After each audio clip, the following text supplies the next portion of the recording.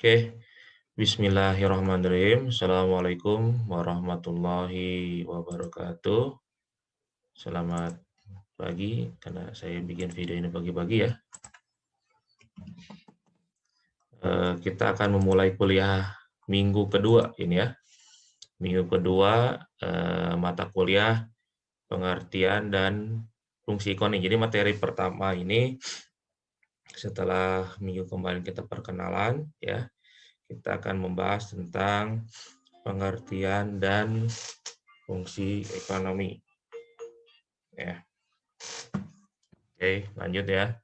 Sebelumnya saya ingatkan kembali untuk absen ya di kuliah ya untuk kelas C ini. Oke, kita akan mulai.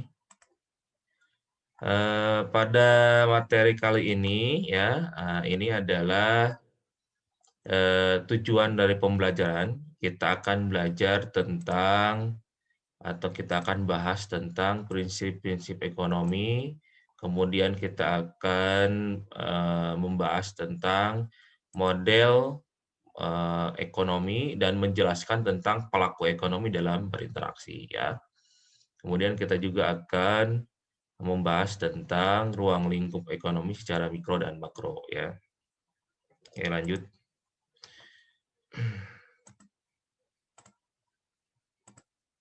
Nah, ilmu ekonomi itu ya sudah diketahui bahwa terbagi ke dalam dua kategori besar ya. Yang pertama ada makro dan ada mikro ya. Ini secara umum ya bahwa ilmu ekonomi itu dibagi ke dalam dua kategori besar ya, adalah makroekonomi dan mikroekonomi. Apa itu makroekonomi? Ya, makroekonomi yaitu mempelajari tentang output agregat, kesempatan kerja, dan tingkat harga umum. Ya, makroekonomi merupakan studi tentang perekonomian secara keseluruhan, ya, atau agregasi tadi ya, yaitu secara umum membahas tentang pendapatan nasional, investasi, investasi nasional, produksi nasional, inflasi, dan fiskal, ya. Itu ya. Jadi ini pengertian dari ilmu makroekonomi. Kemudian ilmu mikroekonomi yaitu mempelajari perilaku ekonomi dan pengambilan keputusan individu seperti konsumen, pemilik sumber daya, bisnis secara perusahaan. Mikroekonomi merupakan teori yang mempelajari bagaimana individu dan perusahaan membuat berbagai keputusan ekonomi. Ya, jadi insya Allah kita akan bahas dulu yang ilmu mikro ya. Setelah UTS kita akan membahas ilmu makro.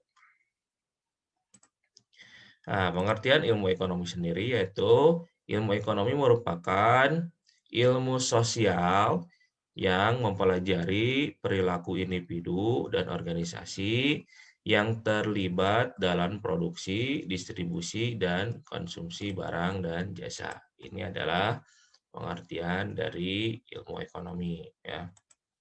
Kemudian tujuan ilmu ekonomi adalah untuk meramalkan. Jadi ini adalah ilmu ekonomi itu memprediksi, meramalkan, melihat potensi ya di berbagai aspek ekonomi dan membuat berbagai kebijakan yang akan mencegah atau mengoreksi berbagai masalah seperti pengangguran, inflasi, pemborosan anggaran dalam perekonomian. Ya, itu adalah fungsi ilmu ekonomi. Jadi kalian itu menganalisis potensi-potensi potensi-potensi di masa depan, di mana untuk meminimalisir yang namanya kendala-kendala, rintangan-rintangan yang terjadi dalam ilmu ekonomi. Ya tadi ya, pengangguran, inflasi, pemborosan anggaran dalam ekonomi. Itu adalah hal-hal yang perlu kita minimalisir ya, perlu dianalisis ya. Kemudian berbagai masalah ekonomi ya, apa yang harus diproduksi dan berapa banyak ya. Kemudian saya katakan bahwa di dalam satu negara itu dia harus banyak produksinya. Jadi tingkat produktivitasnya harus tinggi. Tapi juga kalau produksinya terlalu banyak juga berdampak tidak bagus, ya. Perlu ada yang namanya keseimbangan pasar. Di sini kalau misalkan supply-nya tinggi akan terjadi harga akan menjadi murah, ya, sehingga perlu adanya pengaturan berapa sih produksi itu harus dibatasi, harus dilakukan. Terkait juga dengan mesin, ya, tenaga kerja yang diperlukan, kemudian biaya modal yang diperlukan, ya. Itu merupakan salah satu yang harus kita analisis, ya. Berapa modal kerja yang diperlukan, mesin yang diperlukan, tenaga kerja yang diperlukan, ya, berapa permintaan yang diperlukan. Nah, ini yang perlu dianalisis. Apabila misalkan supply misalkannya lebih besar dari demand, nah ini akan terjadi adanya kerugian, ya. Karena misalkan memproduksi 100 tapi demand-nya hanya 50, maka yang 50 lagi itu tidak laku, ya, tidak laku, ya. Kemudian kalau terjadi kekurangannya, misalkan supply-nya hanya 50, kebalikan permintaannya 100. Nah, maka di sini akan terjadi loss sell, kehilangan penjualan sebanyak 50, sama terjadi kerugian juga, ya. Sehingga perlu adanya analisis berapa sih produksi. Jadi kalau di pabrik itu, kalau di manufaktur itu ada namanya divisi khusus namanya PPIC, ya. PPIC, ya, ini adalah divisi yang khusus untuk ini Production Planning Inventory Control namanya, PPIC itu, ya. Ini adalah divisi yang sangat penting di dalam satu manufaktur, di mana dia merencanakan produksi. Jadi hari ini berapa produksi yang harus yang mereka lakukan, itu harus terencana, ya. Ya, jadi bahkan bisa melihat kita menganalisis 1 bulan ke depan, berapa sih produksi yang harus kita lakukan. Ya, apalagi produk itu yang sifatnya mass production. Jadi produksi itu ada dua sifatnya. Yang pertama ada mass production, ya, ada mass production. Yang kedua ada ada pesanan, produksi berdasarkan pesanan, ya. Kalau mass production itu dia datanya produksi berdasarkan hasil penjualan sebelumnya atau histori penjualan. Jadi PPIC ini mempunyai data penjualan sehingga dia bisa menganalisis berapa produksi 1 bulan ke depan, 1 minggu ke depan, ya. Kenapa harus direncanakan? Karena ini terkait dengan berbagai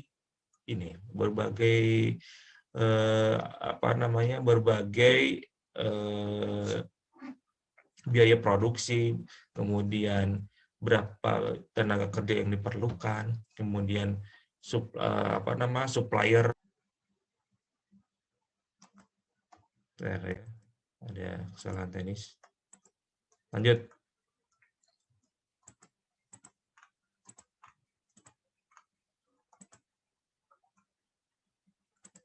Ya. Lanjut, ya. Cek berapa supplier yang harus dikirim, termasuk juga barang-barang yang bahan baku, ya. Bahan baku, misalkan untuk membuat wafer aja, bahan bakunya apa sih? Ada terigu, minyak, krim, misalkan kardusnya dan sebagainya, packaging-nya, ya. Itu harus dipikirkan, ya, harus dipesan. Ya, ini, ya. Jadi benar-benar di sini harus direncanakan sematang mungkin untuk memulai satu produksi. Dan ini dalam satu ilmu ekonomi. Kemudian yang harus dipikir bagaimana memproduksinya, ya. Bagaimana cara memproduksinya. Kemudian unit siapa barang dan jasa diproduksi. Untuk siapa barang dan jasa itu diproduksi. Ini juga harus dipikirkan siapa konsumennya, ya. Ini juga harus dipikirkan, ya. Kemudian jenis barang dan jasa apa yang diproduksi, barang ekonomi dan barang bebas, ya.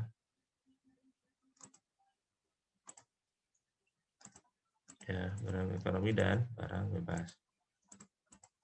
Kemudian barang akhir atau finish good ya, finish good itu barang jadilah, finish good itu.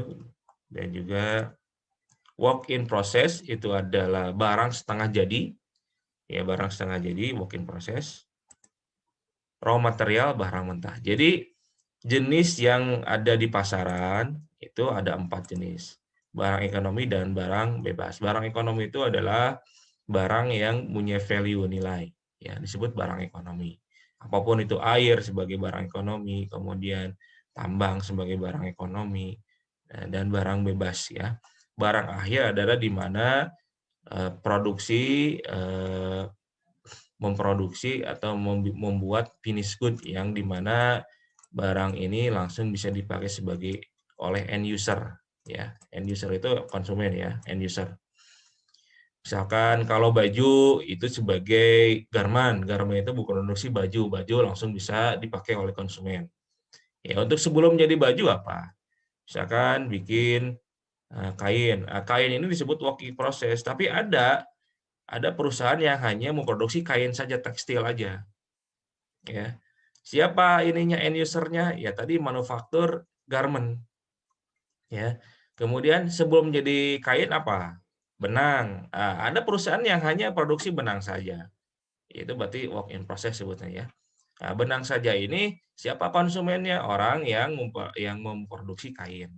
Sebelum jadi benang apa? Kapas misalkan. Oh, ada yang memproduksi kapas siapa? Petani misalkan, petani kapas.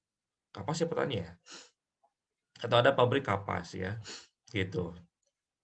Jadi itu adalah contoh dari work in process. Jadi sebenarnya dalam satu manufaktur itu dia berjenjang ya. Ada yang hanya memproduksi work in process, ada yang memproduksi finished good, ada yang memproduksi raw material. Siapa yang memproduksi raw material? Ya biasanya para petani, misalkan untuk karet. Karet itu raw materialnya apa? Dari pohon karet. Nah, ini raw material ada petani karet. Ya, kemudian petani karet ya konsumennya adalah pabrik pembuat ini yang bahan bakunya karet. Misalkan bahan ya, kemudian bikin peralatan rumah tangga ya. Banyak ya yang bahan bakunya karet. Kemudian apalagi kalau misalkan makanan ya, makanan itu raw material ini apa? Tepung misalkan, tepung itu dari mana sih? Ya, ada juga perusahaan yang hanya membuat tepung saja. Gitu. Tepung untuk apa? Banyak ya, tepung untuk jadi mie instan, untuk makanan ya, ciki-cikian gitu kan, dari snack itu dari tepung ya. Kemudian tepung itu terbuat dari misalkan ada dari beras, dari mana ya gitu ya. Itu disebut dengan raw material ya. Biasanya untuk raw material ini biasanya ya kalau ini dari petani dan sebagainya ya. Itu adalah jenis barang dan jasa di dalam ilmu ekonomi. Itu disebutnya sebagai supply chain management (SCM). Ya. SCM. Ini nggak ada ini ya, nggak ada board jadi gini tulisannya. Supply chain management sebutnya ya, rantai pasok sebutnya ya, manajemen rantai pasok. Kemudian lanjut, mengapa belajar ilmu ekonomi?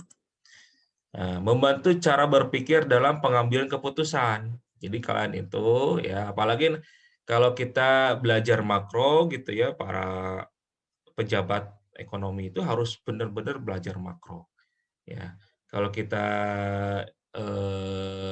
apa namanya, siapa sih yang paling jago? Bukan jago ya, yang paling kita banyak ahli untuk makro itu salah satunya adalah Budiono ya. Budiono itu pernah jadi wakil presiden zaman SBY ya.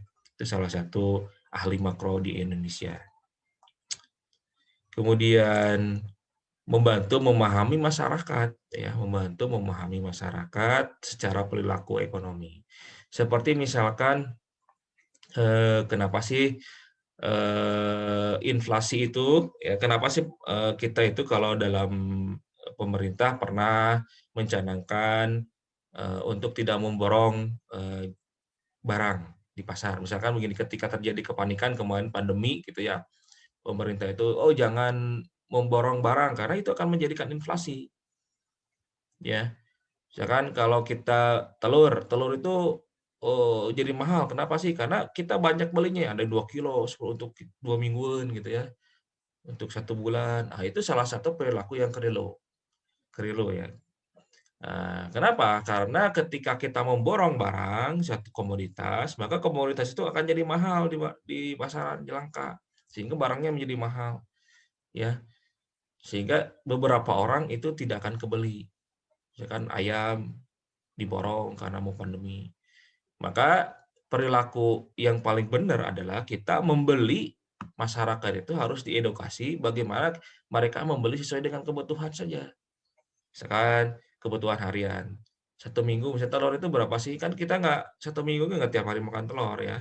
Misalkan telur mungkin beli 1 minggu itu 10 biji misalkan ya, 10 belinya. Jadi nggak usah yang berkilo-kilo untuk masyarakat konsumsi masyarakat biasa gitu ya, kecuali untuk pedagang. Ya, kemudian daging juga sama ya, daging ayam atau kebutuhan pokok lagi beras gitu. Tidak usah terlalu panik gitu. Ini kepanikan ini akan menimbulkan adanya satu inflasi ya, inflasi sehingga eh, yang ngeborong-borong itu apalagi kalau ini namanya spekulan ya, spekulan itu dia agak jahat ya. Jahat kenapa dia memborong barang, komoditas kemudian ditimbun ya, setelah harga mahal kemudian dikeluarin. Itu ada perilaku yang disebutnya pembegalan ekonomi ya. Pembegalan ekonomi artinya dia eh, membegal membegal komoditas tengah jalan ya, yang tadinya harus ke end user tapi di tengah jalan dia diambil sehingga hak-hak orang lain itu menjadi terganggu ya karena harga-harga menjadi mahal. Kalau harga-harga mahal apa yang terjadi? Itu akan terjadinya inflasi dan akan menurunkan daya beli masyarakat. Jadi implikasinya banyak ya. Kalau daya daya beli masyarakat turun, ya, implikasi yang paling ini adalah dampak sosial. Dampak sosialnya adalah pertama kriminalitas tinggi, ya, kriminalitas. Apalagi kalau terjadi banyaknya pengangguran, ya. Jadi pengangguran itu berdampak sekali ke dalam dampak sosial yang begitu nyata ya, di mana kriminalitas itu berbanding lurus terhadap kondisi ekonomi. Ini harus dipahamkan ya oleh pemerintah, oleh kita semua bahwa eh, apabila kriminalitasnya di suatu negara itu tinggi, maka bisa dilihat bahwa kondisi ekonominya juga lagi rendah. Lihat, itu berimplikasi sekali, linier itu. Ya, terjadi hubungan linear. Kalau kita lihat atau ada disparitas ya, yang kaya semakin kaya, yang miskin semakin miskin. Itu adalah hal yang harus kita hindari. Ekonomi Islam harus masuk ke dalam sana ya, di tengah-tengah. Makanya di Islam itu ada zakat ya. Ada zakat itu kan penting untuk orang yang dia nggak bisa makan, itu dibantu minimal bisa makan dulu. Ada dua ya, zakat produktif, ada zakat konsumtif.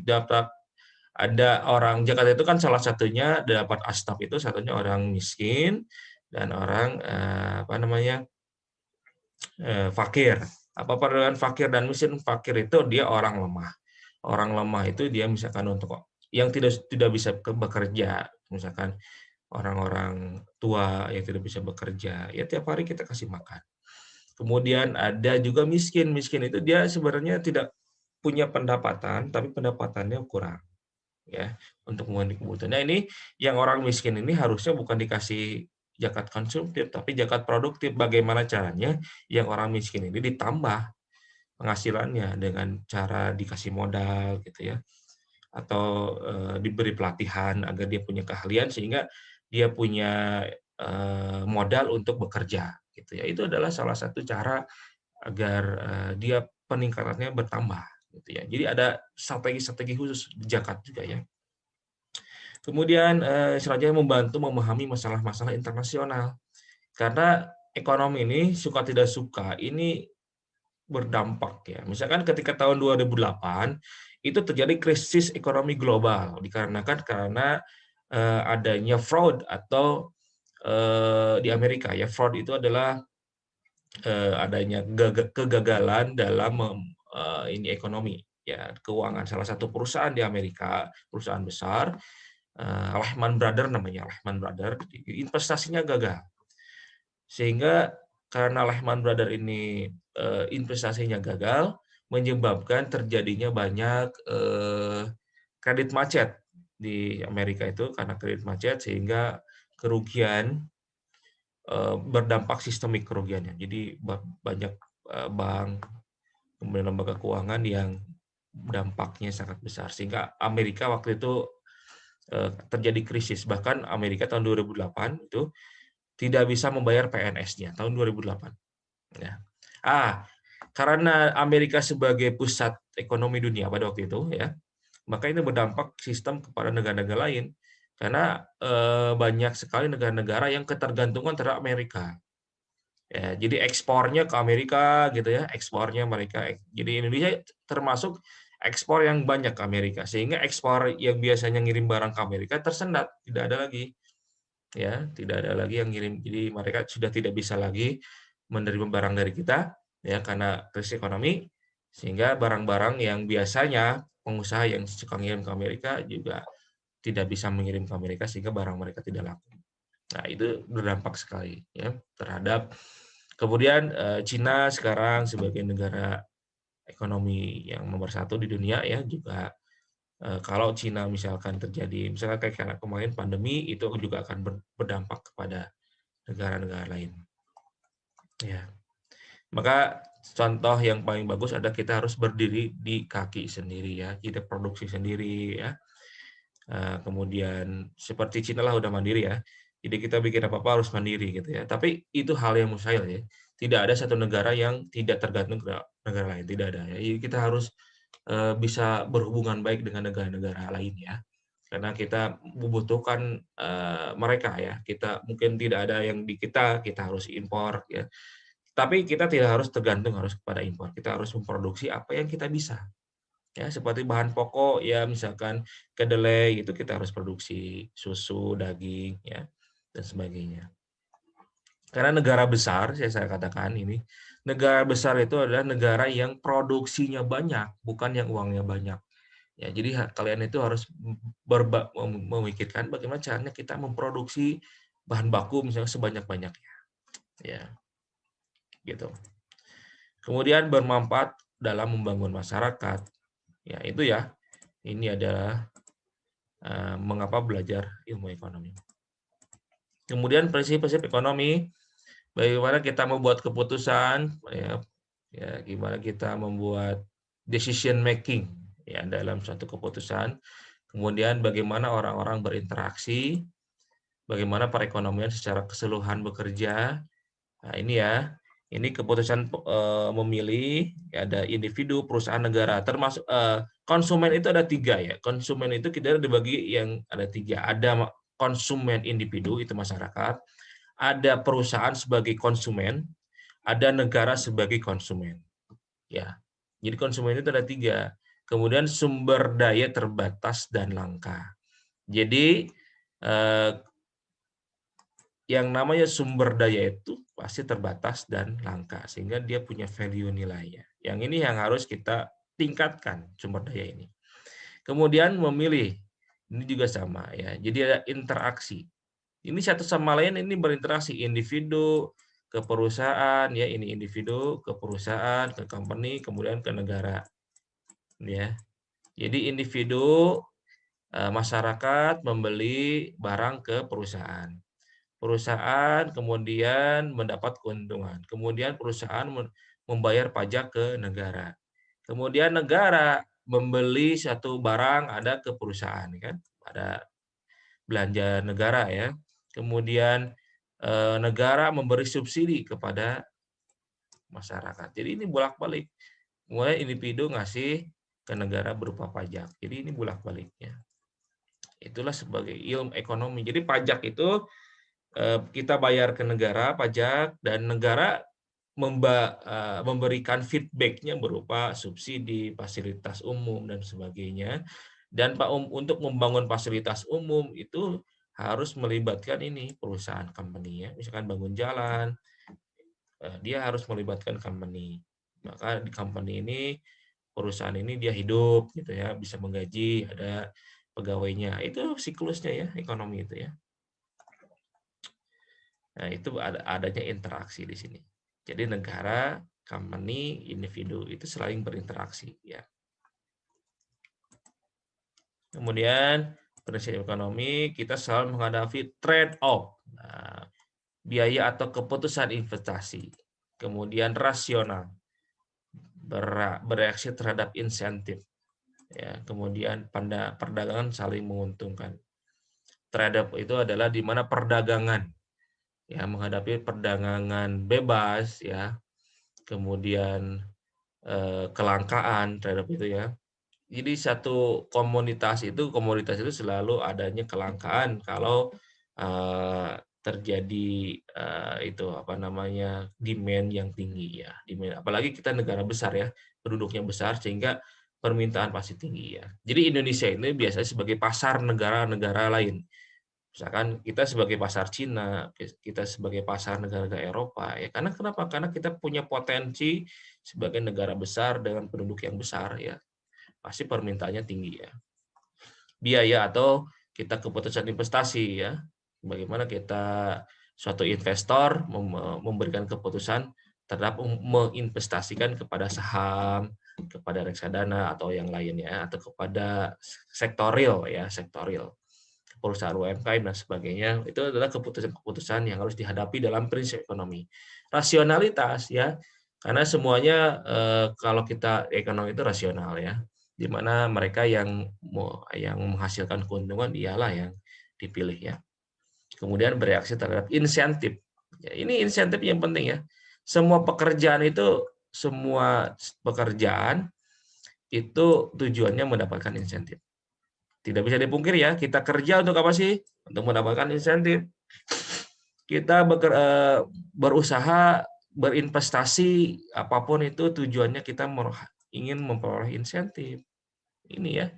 Jadi pelaku ekonomi ya, baik itu konsumen, produsen, negara, semuanya bereaksi terhadap insentif ya, atau keuntungan. Kemudian perdagangan saling menguntungkan. Ya, ini adalah prinsip ekonomi ya. Jadi kita berinteraksi itu konsumen merasa diuntungkan dengan value yang diberikan dari barang itu. Kemudian produsen juga atau produksi memperoleh keuntungan juga dari hasil perdagangan itu, dan negara memperoleh keuntungan dari pajak. Ya. Kemudian pasar. Ini adalah prinsip ekonomi ya. Pasar sebagai salah satu fasilitas mempertemukan pembeli dan penjual. Pemerintah ya, ini sebagai regulator pemerintah ya. Kemudian produksi, inflasi, dan pengangguran. Di sini adalah prinsip-prinsip ekonomi yang harus kita bahas. Kemudian sejarah pemikiran ekonomi. Di sini ada Colbert. Ini tugas baca ya, sejarah pemikiran ekonomi. Colbert tahun 74, unsur pokok perekonomian Indonesia. Adam Smith ya, mungkin sering banyak. Ini konsep bapak kapitalis dunia, ini Adam Smith ini yang punya ini invisible hand nama teorinya. Kemudian Keynes sosialis, kalau Keynes sosialis ya, tahun 36. Ini salah satu gurunya si siapa? Yang komunis itu. Ini perbandingan dasar pemikiran menurut klasik dan Keynes. Klasik ini Adam Smith ya. Klasik tidak perlu campur tangan pemerintah. Jadi menurut kapitalis bahwa ekonomi itu tidak boleh ada campur tangan siapapun. Ya, termasuk pemerintah. Kalaupun ada campur tangan pemerintah, maka kegiatan pemerintah hanya dibatasi pada pertahanan dan keamanan, hukum dan peradilan, penyediaan prasarana, alhamdulillah, yang tidak dapat disediakan oleh swasta. Jadi menurut para pemikir klasik, ya Colbert, kemudian Adam Smith, atau kapitalis, pemerintah tidak boleh ikut campur dalam perekonomian. Menurut Keynes itu perlu adanya campur tangan pemerintah dan kegiatan ekonomi. Ini komunis ya, bukan komunis, sosialis. Meskipun campur tangan pemerintah bertujuan untuk mengatasi penyakit ekonomi, yaitu pengangguran, pertumbuhan ekonomi. Meskipun ini menurut saya gagal ya, jadi gagal ya. Ekonomi Islam ya di sini sebenarnya. Dia tidak boleh ikut campur ya. Ada di tengah-tengah sih sebenarnya ekonomi Islamnya. Kemudian macam-macam kegiatan ekonomi, ada kegiatan produksi, ada distribusi, ada konsumsi. Ya, ini adalah kegiatan ekonomi secara umum ya. Produksi di sini, kemudian distribusi, konsumsi. Nah, ada juga yang namanya distribusi itu dibagi dua ya, logistik lah. Sini logistik ya. Bidang logistik ya, logistik di mana dibagi dua, ada transportasi, transporter, ada distributor. Ada warehouse, Nah, ini ya penting sekarang, atau 3PL disebutnya, third party logistic, third party 3PL, third party logistic di sini ya. Di sini. Jadi ini bagian yang penting ya dalam. Jadi ini bisa kalau ini bisa biaya 3PL ini bisa diminimalisir, maka akan mengurangi biaya produksi ya. Gitu. Jadi harus diminimalisir ini di negara-negara besar, biaya logistiknya sudah bisa diminimalisir. Ya, sudah bisa diminimalisir. Bahkan di Singapura biaya logistik hanya sekitar 5%. Jadi ini biaya logistik sangat berpengaruh terhadap harga barang ya, harga pokok. Kalau biaya logistiknya tinggi, maka harga barangnya akan tinggi juga. Ya. Apa? Transportasi, distribusi, dan warehouse, gudang. Ya. Nah, sekarang sudah ada perusahaan 3PL untuk meminimalisir ini ongkos logistik 3PL itu ya. Jadi perusahaan itu tidak usah lagi punya mobil untuk transportasi, tidak usah lagi memikirkan distribusinya, tidak usah lagi punya gudang. Nah, semuanya sudah disediakan oleh perusahaan ketiga lah, maka 3PL sebutnya, third party logistics, perusahaan pihak ketiga. Gitu ya. Ini part 1 kita akan bahas sampai di macam-macam kegiatan ekonomi ya. Kita akan lanjut setelah adanya. Kita sholat dulu. Saya akan sholat dulu. Oke, kita tutup dulu, nanti masuk lagi ke part 2.